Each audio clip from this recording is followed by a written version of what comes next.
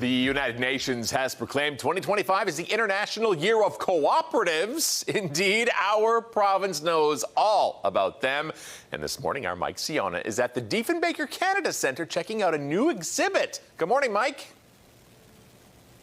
Good morning. Yeah, it is, as you mentioned, all of those things. And we are here with Helena Gessner, who is the co-curator of this wonderful brand new exhibit. Tell us all about it and the cooperative movement in this part of the country. Yeah, so this exhibit really celebrates cooperatives in Saskatchewan, around Canada, from coast to coast to coast.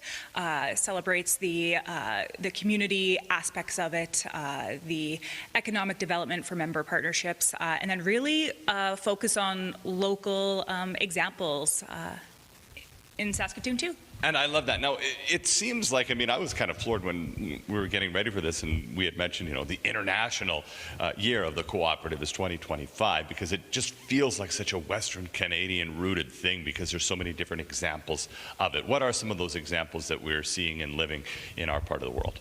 So around here, most people can recognize the wheat pool symbol. You'll see the FCL's Co-op logos, you know, grocery stores, gas stations. We have our local credit unions that we have with us. Yeah, no, I love that. So there's the financial ones. I mean, yeah, who doesn't know all of the other ones that you mentioned here? But we're also looking at some of these Indigenous statues. I don't even know if that's the correct term. How does that fit into the cooperative movement? Yeah, so right here we have Inuit and Dene soapstone carvings. So that fits in with the Canadian Arctic producers in the north. So they're the wholesaling arm for Arctic Co-ops, which is part of FCL, and they purchase art from Indigenous Inuit Dene artists up north through their local co-ops to help keep the money in their local communities and then spread it throughout the world. Very, very cool. Well, there you go. Just a little sliver of what you can find out down here, and we'll continue to explore the gallery as the morning continues. Mike, thank you very much. Looking forward to seeing what else you find later on this morning. All right, let's go back out to Mike Siona now at the Diefenbaker Canada Centre. Mike, what's going on down there? Well, I'll tell you what, we've gone back in time and transported ourselves across the country to Ottawa circa, 1957 to 1963. I'm here with Helena Gessner of the curatorial staff at the Diefenbaker Centre. And I mean, we've been talking about the new exhibit, but when you come here, you got to come and check out all of the Diefenbaker stuff, right? Tell us about it. Yes, so we have our main Diefenbaker One Canada exhibit that tells all about his life. But then we have two wonderful replica rooms. This one, the Privy Council, the Prime Minister's office, and then the other is the Privy Council chamber for people to get that experience. And we're talking about, like, these green chairs are the actual chairs from Parliament. Yes, so they've been on permanent loan to us all this time since we opened. Fantastic. Same thing with the mantle. And then tell me about all of the artifacts that we're seeing on this desk. Yeah, so everything here belonged to John Diefenbaker that he bequeathed to the university, and we've carefully curated it to make it look like what it could have been at his time.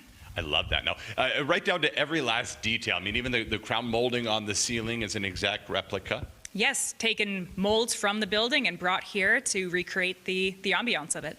Now, you get to kind of be immersed in this space all day, every day, working here and stuff. But how often do people come in here and react like a giddy schoolboy like me when they see this stuff? Oh, every time. I think every time. It's one of my favorite things is to bring people in here and then give them the history, right? So when you're in here, you might not know that these chairs were original, but getting to talk to people about this really brings it to life.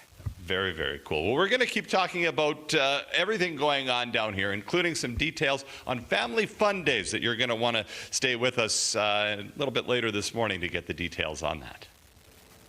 All right, Mike, looking forward to it. We'll talk to you again after 8 o'clock.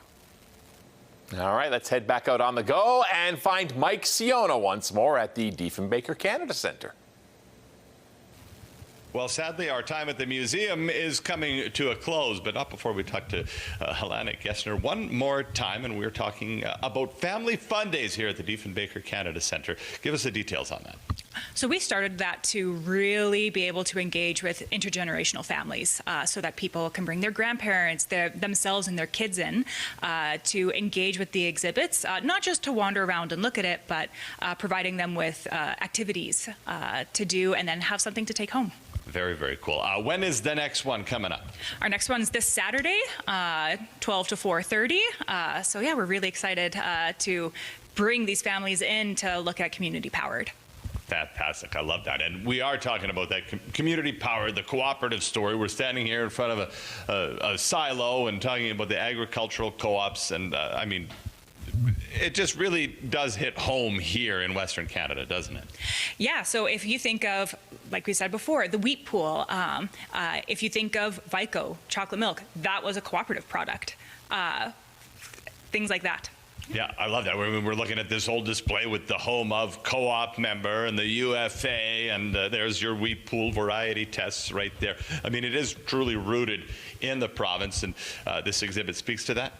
Yes, and it really speaks to like the family connection. So that wheat pool, the variety test sign, those two individuals in there were actually teenagers that were the supervisors for that. There was that really big connection to educating children all the way through adulthood on cooperatives. Very cool. And those names on the sign, Larry and Bobby Callio. I can see it out of the corner of my eye. Come and check it out. It is absolutely wonderful, and admission by donation. No excuse not to get down here to the Diefenbaker Canada Centre.